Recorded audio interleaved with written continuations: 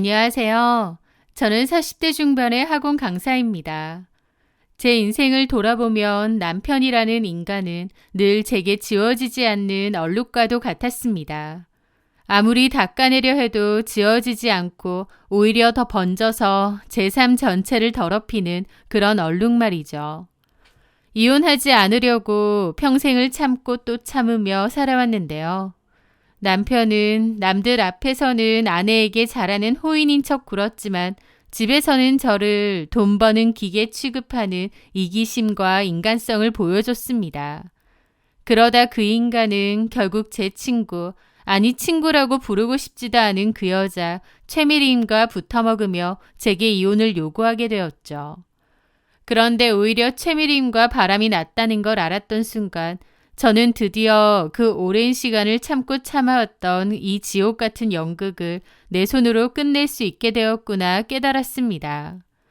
지금부터 저의 이혼 스토리에 대한 이야기를 해보려고 합니다. 사실 저는 부모님의 이혼으로 상처가 많은 어린 시절을 보내야 했는데요. 부모님은 일찍 이혼을 하셨고 그 후 아빠를 보지 못한 지 꽤 되었습니다. 아빠의 빈자리를 채우려 엄마는 늘 밤낮으로 일하며 생활비를 벌어야 하셨는데요. 그래서 저는 늘 텅 빈 집에서 홀로 저녁을 먹어야 했고 외롭고 무서운 기분으로 엄마가 돌아오기를 기다리곤 했죠. 저에게 어린 시절은 꽤나 외롭고 무섭고 쓸쓸했습니다. 엄마랑 이혼 후 단 한 번을 찾아오지 않는 아빠.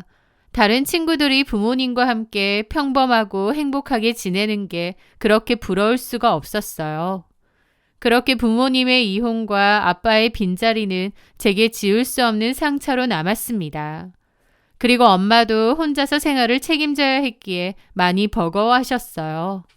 그런 엄마를 지켜보면서 안쓰럽기도 하고 또 한편으론 미안한 마음도 들었던 것 같습니다. 그러면서 저는 누구에게도 의지하지 않는 오직 내 능력만으로 바로 서는 강한 여자가 되겠다고 마음 먹었던 것 같아요. 저는 대학교 다닐 시절부터 과외 두각을 나타냈습니다. 꽤나 인기 많은 과외 선생이었죠. 가르치는 데에 재능이 있다는 걸 알게 되고 나서 입시학원 강사가 되겠다고 마음을 먹었고 20대 후반에는 꽤 알아주는 강사로 자리매김까지 했습니다. 제 강좌는 늘 가장 먼저 전타임 마감이 될 정도로 인기가 많았죠. 저는 그때 독립해서 혼자 살고 있었는데 제 힘으로 작은 오피스텔을 장만했고 저를 힘들게 키워주신 엄마께 매달 용돈을 드릴 만큼 경제적으로 여유도 있었습니다. 반면 그 남자 조진성은 평범한 중소기업에 다니는 직장인이었습니다. 저희는 지인의 소개로 만났는데요. 솔직히 말해 처음부터 제 스타일은 아니었습니다. 패션 감각도 촌스러웠고 대화 주제도 어쩐지 겉돌더라고요. 주선자를 생각해 참았지만 더 있고 싶지도 않았던 저는 빨리 집에나 가고 싶다는 생각뿐이었습니다. 하지만 그 남자는 그 후에도 제가 마음에 든다며 끈질기게 애프터를 신청했죠. 제가 아예 대놓고 다시는 보지 말자고 차갑게 말을 했음에도 다음 날이면 어김없이 저희 학원 앞에서 저를 기다렸습니다. 저를 데려다 주겠다고요. 밤 11시에 늦은 강의가 끝날 때도 학원 앞에서 저를 기다리기 일쑤였죠. 그리고 강의를 하는 제 목이 쉴까봐 직접 달인 거라면서 배숙을 보온병에 담아 가져다 주기도 하고 비가 오는 날이면 제가 나오기도 전에 차 문을 열고 우산을 받쳐들고 서 있었습니다. 제가 강의 중 하이힐 때문에 발이 아프다고 무심코 말한 날에는 다음날 말없이 편한 플랫슈즈를 사와 제 발에 직접 신겨주기도 했어요. 그 정도로 섬세하고 자상하고 저에게 참 잘하는 남자였던 거죠. 그런 그의 지극정성에 어른 같던 제 마음도 조금씩 녹아내렸습니다. 하지만 저희 엄마는 노골적으로 결혼을 반대하셨습니다. 영주야, 네가 뭐가 부족해서 저런 놈이랑 결혼을 하니? 벌이도 너보다 한참 못하고 집안도 평범하고 딱 봐도 너한테 괜찮은 남편감이 아니잖아. 엄마 말씀이 틀린 것은 아니었습니다. 하지만 이미 그 남자를 많이 사랑했던 저는 엄마의 반대도 들리지 않더라고요. 저렇게까지 나를 사랑해주는데 돈이 다가 아니지. 돈은 내가 벌면 돼. 이 남자라면 적어도 평생 나 하나만 보고 나 하나만 아껴주겠구나. 저는 그렇게 어리석게도 제 모든 것을 걸고 그 남자의 사랑이라는 환상을 믿었습니다. 그렇게 결혼을 했는데 결혼을 하고 나선 저를 잡힌 물고기라 생각했는지 결혼 전처럼 그렇게 헌신적인 모습은 없었습니다. 저도 다 느꼈지만 내가 한 선택이 틀리지 않았다고 믿고 싶었던 것 같아요. 그래서 너무나도 달라진 남편을 보면서도 결혼 생활은 다 이런 거다 애써 자기 합리화를 하며 살았던 것 같습니다. 어쨌든 그렇게 결혼을 하고 1년 뒤 임신을 하게 되었습니다. 입덧이 심해 일을 좀 쉬게 되었고 시간이 흘러 임신이 안정되자 입덧이 조금 가라앉았죠. 어느 날 남편의 차를 잠시 빌려 산부인과 정기검진을 다녀오던 길이었습니다. 조수석 서랍에서 손수건을 꺼내려는데 손끝에 낯선 감촉이 걸렸습니다. 그건 놀랍게도 여성의 속옷이었죠. 저는 그 자리에서 얼어붙었습니다. 온몸의 피가 차갑게 식는 것 같았죠. 남편의 차에서 발견된 여자 속옷이라니 더 의심할 것도 없이 외도의 증거였습니다. 그걸 깨닫고 너무 충격을 받아 한참을 엉엉 울었습니다. 남편이 저에게 했던 모든 맹세와 다정한 말들이 산산조각 났던 거죠. 그날 밤 저는 남편에게 그 속옷을 집어던지며 울부짖었습니다. 이게 뭐냐고요. 그는 제 앞에 무릎을 꿇고 손이 발이 되도록 빌었습니다. 영주야, 내가 미쳤었나 봐. 정말 딱 한 번 실수한 거야. 당신이 임신하고 예민해져서 나한테 소홀해지니까 외로워서 그랬어. 뱃속에 아이를 봐서라도 한 번만 용서해줘. 다시는 이런 일 없을 거야. 내가 소홀해져서? 아이를 품고 지독한 입덧으로 고생하는 아내에게 할 소리인가요? 저는 그 이기적인 변명에 더 치가 떨렸습니다. 마음 같아선 당장이라도 이혼하고 싶었지만 뱃속에 있는 아이 때문에 결국 그를 용서하고 말았습니다. 엄마의 반대를 무릅쓰고 선택한 결혼이었는데 임신 6개월의 몸으로 이혼녀가 되어 친정으로 돌아갈 자신도 없었죠. 저는 하염없이 눈물을 삼키며 말했습니다. 이번 한 번만이야. 뱃속의 아이를 봐서 딱 한 번만 용서하는 거야. 하지만 그날부로 우리 부부 사이의 신뢰는 완전히 깨졌습니다. 저는 남편을 볼 때마다 그 속옷이 떠올라 구역질이 날 것 같더라고요. 그리고 제 용서는 남편에겐 면죄부가 되었습니다. 남편의 외도는 버릇이 아니라 고칠 수 없는 병이었어요.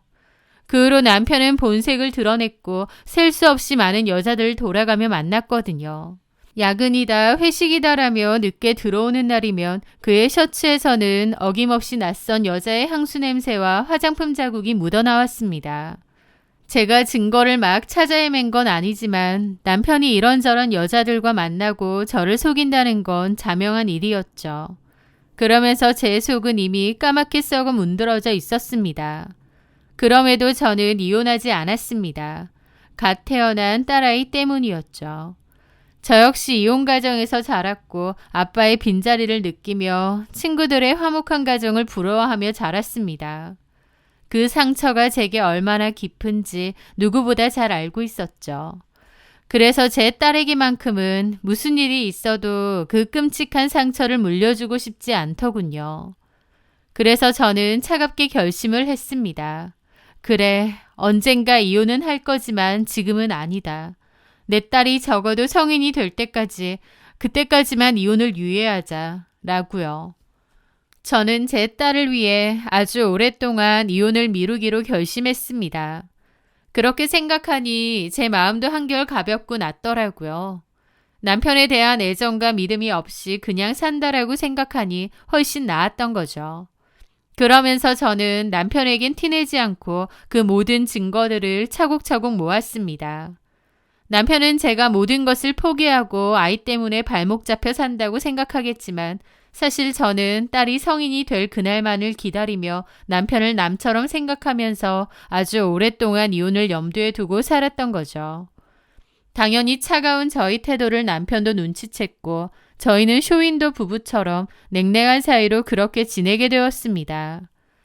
그렇게 15년이라는 시간이 빠르게 흘러갔습니다. 그런데 남편은 그맘때 불명예스럽게 회사에서 해고를 당했어요. 그 이유가 참 기가 막히고 망신스러운데 여직원 추행 때문이라는 거예요.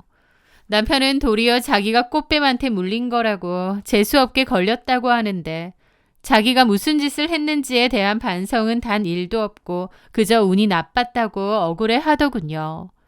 저는 그 모습을 경멸 어린 눈으로 쳐다봤습니다. 그렇게 하루아침에 백수가 된 남편은 몇 달간 집에서 빈둥거리며 제 돈을 축냈죠. 사랑하는 남편이고 가족이라면 그런 것쯤 얼마든지 이해해주고 도와줄 수 있었겠지만 저에게 있어 남편은 그저 아이의 아빠이자 남보다 못한 인간이잖아요. 제 돈으로 지내는 그 모습이 너무 꼴보기 싫었고 계획이고 뭐고 확 이혼을 해버릴까 생각하던 중 남편에게서는 좋은 기회가 생겼습니다. 남편이 친구 회사로 가게 되었다는 거예요. 심지어 남편에게 대표 자리까지 주었죠. 그 친구가 법적으로든 뭐든 개인적인 문제가 있는 통에 남편을 대신 대표 자리에 앉게 했던 겁니다. 그러니까 한마디로 남편은 바지 사장이었던 건데요. 제가 따로 알아보니 회사는 온갖 불법적인 일에 연루된 회사였습니다. 그러니까 남편은 그저 나중에 문제가 생기면 법적인 책임을 대신 뒤집었을 바지 사장일 뿐이었던 거죠. 실제로도 크게 하는 일도 없이 친구에게서 월급을 받아 쓰는 용돈이 전부였고요. 보통 사람이라면 미쳤다고 그 자리에 앉겠습니까? 하지만 남편은 한 회사의 대표라는 감투에 취해 또 자기가 별다른 일을 하지 않아도 매달 꼬박꼬박 돈을 준다는 것에 만족하며 그 자리를 수락했는데요. 대표라는 직함을 달고 나니 마치 자기가 대단한 사업가라도 된 것처럼 허세를 부리기 시작하는 겁니다. 말만 대표고 진짜 대표도 아니면서 주변에서 대표님 하고 본인 명함에도 떡하니 대표라고 되어 있는 것에 완전히 심취되었던 거죠. 그렇게 남편은 허울뿐인 대표라는 이름을 두르며 CEO 놀이에 빠져 허세 가득하게 살아갔습니다. 그리고 또다시 시간은 흐르고 흘러 어느덧 저희 딸아이의 나이도 19살이 되었죠. 길고 긴 인내의 시간이 끝나고 이 결혼 생활을 끝낼 때가 다가왔다고 생각했습니다. 그런데 공교롭게도 그맘때 남편의 그 허세 가득한 대표놀이에 걸맞는 상대가 나타났어요. 남편은 늘 외도를 밥 먹듯이 하는 사람이긴 한데 이번에는 그 상대가 달랐던 거죠. 바로 제 학창시절 동기였던 최미림이었습니다. 최미림은 저와 좋은 인연이 아니었습니다. 겉으로는 다 같이 잘 어울리는 동창 친구들로 지내긴 하지만 사실 개인적으로는 별로 감정이 좋지 못했죠. 왜냐면 최미림은 학창시절 내내 저를 따라하고 은근하게 괴롭힌 열등감으로 똘똘 뭉친 아이였거든요. 제가 반장이 되면 자기는 부반장을 해야 직성이 풀렸고 제가 명문대에 합격하자 자기는 재수를 해서라도 저보다 더 좋은 대학에 가겠다며 발악을 했었죠. 뭔가를 하고 싶거나 꿈이 있어서가 아니라 저보다 더 나으니 미리미의 목표였습니다. 그리고 저는 친구들에게도 저희 집 가정사를 말한 적이 없는데 미리미는 그걸 어떻게 알았는지 주변에 몰래 얘기하고 다니고 하여튼 동창으로서 다 같이 모일 때도 있긴 하지만 개인적으로는 감정이 좋지 못하고 친하지 않은 그런 애였죠. 고등학교 졸업 후 더 이상 가깝게 지내던 친구도 아니었는데 열등감은 여전했습니다. 제가 잘 나가는 학원 강사로 승승장구하는 모습을 보며 티나게 배 아파했고 저를 까내리려 했거든요. 동창들끼리 모이면 일부러 영주는 그렇게 일하는 게 재밌니? 나는 우리 남편이 돈을 워낙 잘 벌어다 주니까 굳이 일할 필요가 없어. 애한테도 훨씬 좋은 거지. 엄마가 집에서 같이 있어주니까 정서에도 좋고. 라며 교묘하게 저를 깎아내렸고 비교질을 했습니다. 실상은 남편하고 죽자고나 싸우다가 이혼을 했지만요. 어쨌든 미리미는 이혼 후 제 남편이 사장이라는 소식을 들은 겁니다. 제 남편이 직함한 사장이고 실상은 아무것도 없다는 걸 모르는 미리미는 의도적으로 제 남편에게 접근한 모양이었어요. 저한테 평생 열등감이 대단했는데 제 남편이 회사 대표라고 하니 탐이 났던 모양이었죠. 동창들끼리 부부 동반으로도 한 번씩 모였기에 서로 얼굴도 알고 연락처 정도는 다 알고 있었는데 저희 남편에게 이런저런 핑계를 대며 의도적으로 연락을 하고 접근을 한 모양이었습니다. 남편 역시도 치마만 두르면 정신없이 달려드는 여자의 미친놈이었기에 미리미가 적극적으로 연락하니 금세 받아준 모양이었고요. 그리고 미리미가 CEO라면서 남편을 대단한 사람으로 떠받들어주니까 속절없이 넘어갔겠죠. 저는 둘이서 그러고 있는 걸 전혀 몰랐다가 미리미가 직접 저한테 말을 함으로써 다 알게 되었습니다. 미리미가 저에게 대놓고 메시지를 보냈더라고요. 실수인 척 하면서요. 평소 연락도 거의 안 하는 미리미에게서 뜬금없이 사진 하나를 받았는데 제 남편하고 레스토랑 같은 데 가서 얼굴 붙이고 어깨 동무하고 사진을 찍은 겁니다. 그걸 보는데 너무 어이가 없고 이 인간이 하다하다 내 동창하고도 바람이 났구나 싶더라고요. 진짜 어이는 없는데 놀랍지는 않았죠. 남편 평소 행실이 그 모양 그 꼴이니까요. 그리고 더불어 최미림도 이 사진을 나한테 왜 보냈는지 알겠다 싶어 수가 뻔히 보이더라고요. 최미림은 곧바로 실수로 잘못 보냈다면서 미안하다고 그냥 어쩌다 우연히 만나 편하게 찍은 사진이지 오해하지 말라고 하는데 이게 무슨 말 같지도 않은 소리인가요? 최미림 딴에는 제 남편 몰래 만나며 제법 저한테 우월감을 느낀 모양이었고 일부러 이런 사진도 보낸 것 같은데 저는 별로 타격도 없었습니다. 미리미는 제가 그 사진을 보고 폭발할 줄 알았겠지만 전혀 아니었어요. 저는 오히려 남편과 최미림이 내연관계라는 걸 깨닫고 분노가 아니라 환희를 느꼈거든요. 아, 이제 남편하고 슬슬 정리를 하려고 했는데 차라리 너무 잘됐다. 이건 기회다 싶었으니까요. 제가 보고도 별다른 답장도 없고 전화도 없으니 지가 더 초조해졌는지 1시간쯤 있다가 전화가 온 거예요. 여보세요? 나야, 영주야. 아까 문자 봤지? 너무 놀라서 답장도 못한 거야? 뭘 놀라? 사진 봤잖아. 너네 남편이랑 나랑 그러고 있는 거. 저는 아무렇지 않게 대답했습니다. 아, 실수라며. 괜찮아. 제가 전혀 신경 안 쓰는데 대답하니 오히려 당황한 건 최미림이었습니다. 뭐? 괜찮다고? 남편이랑 동창이 그런 사진을 찍었는데 괜찮다는 거야? 실수라면서 그냥 우연히 만났다가 찍은 거라며. 괜찮아. 제 말에 최미림은 어이가 없는지 한참이나 대답이 없다가 그러는 겁니다. 너 쿨한 척 하는 거야, 뭐야? 뭐가? 야, 남편이랑 동창이랑 얼굴 들이대고 그러고 사진을 찍었는데 그게 아무렇지 않다고? 미친 거 아니야? 야, 미친 거 아니냐고? 너야말로 말 함부로 하지 마. 네가 네 입으로 실수고 아무 사이 아니라며. 그걸 믿니? 딱 봐도 무슨 사이인 걸 정말 몰라서 물어? 무슨 사이인데? 서로 좋아하는 사이지. 뭐긴 뭐야? 라기에 어처구니가 없었습니다. 서로 좋아하는 사이라고? 내 남편이랑? 그래! 너야말로 진짜 미쳤구나. 내 남편이랑 바람핀다고 고백하는 거야? 그 말에 최미림은 한참을 아무 말 없다가 그러더군요. 그래! 나 네 남편이랑 만난다. 진성 씨랑 이혼해줘. 나 진성 씨한테 다 들었어. 너네 겉으로만 뭐 사이 좋은 척 했지 실상은 남보다 못한 사이라며. 진성 씨가 그러더라. 네가 진성 씨한테 애정도 없고 오히려 싫어하는 것 같은데 왜 같이 사는지 모르겠다고. 그래서 이제라도 다정다감하고 사랑 많은 나 만나서 행복 찾고 싶대. 미안하지만 네 남편 이제 내 남자야. 라고 공표를 하는데 어쩐지 최미림의 목소리에는 오랫동안 저에게 가져왔던 열등감을 날려버린 승리자의 환희가 가득했습니다. 저를 이겼고 제 것을 빼앗았다는 짜릿함을 느끼는 것 같았죠. 저는 그 짜릿함을 더 느끼게 해주고 싶지도 않았습니다. 그래서 말했죠. 그래? 네가 네 입으로 불륜이라고 술술 잘도 말하네. 그래. 그렇게라도 내 남편 가지고 싶다면 가지던가. 저는 그렇게 전화를 끊었습니다.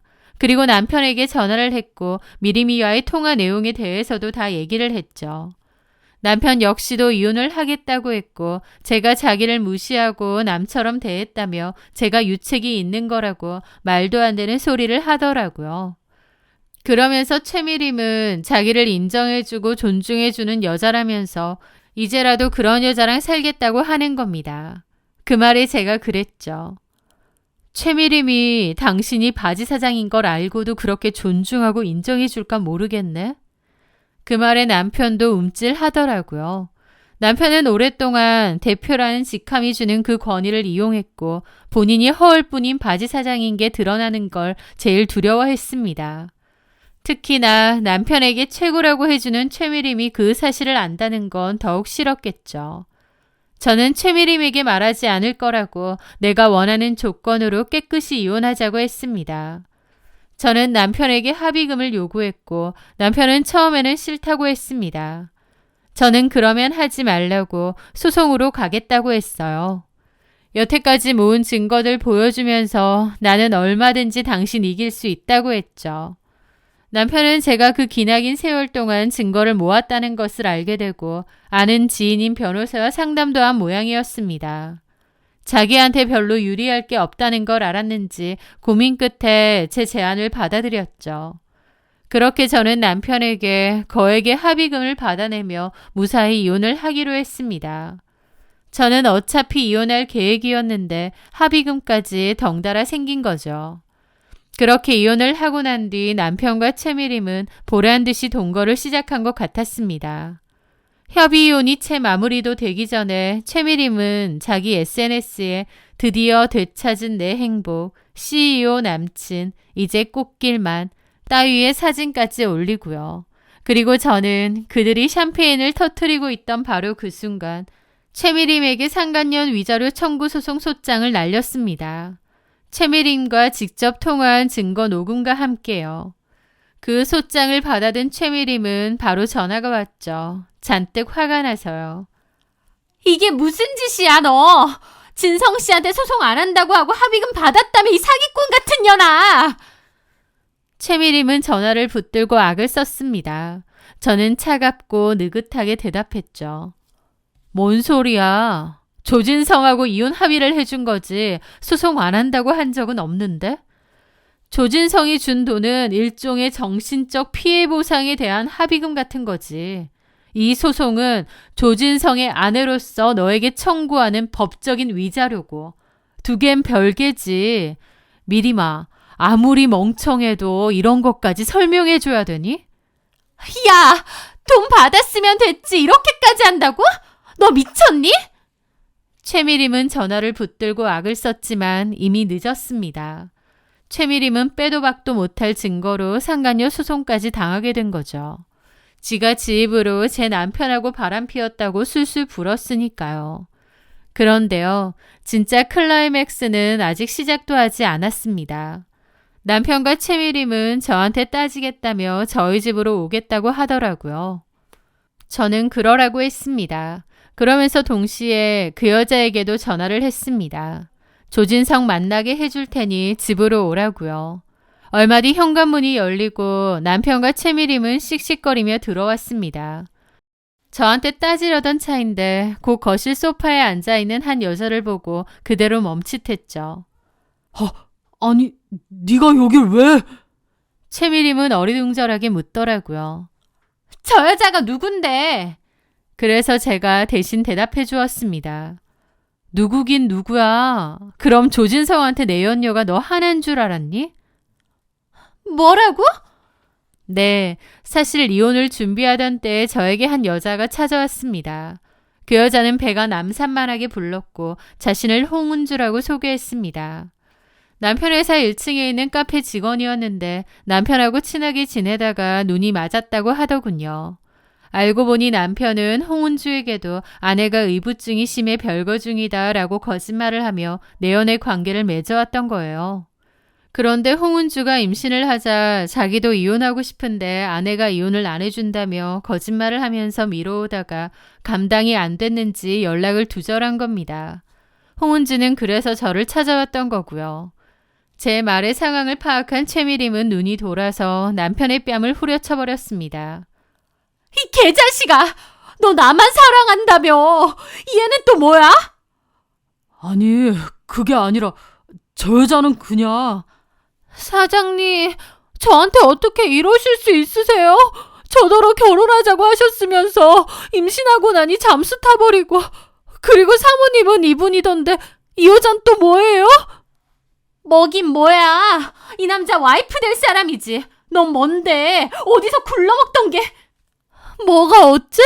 사장님, 저한테 그래놓고 이 교양 없는 여자랑도 만났던 거예요? 우리 애는요? 그러면서 세 사람이 서로에게 욕설을 퍼붓고 고함을 지르고 그야말로 아수라장이었습니다. 저는 그 모습을 지켜보며 조용히 마지막 폭탄을 터뜨렸습니다. 야, 조진성, 이 여자들이 네가 사장인 줄 알고 눈이 돌았나 본데 이제 사실대로 말해줘야지. 당신 그냥 바지 사장이잖아. 그것도 명의만 빌려준 거. 제 말에 세 사람의 동작이 동시에 멈췄습니다. 뭐? 바지 사장? 최미림의 목소리가 염소처럼 떨리더라고요.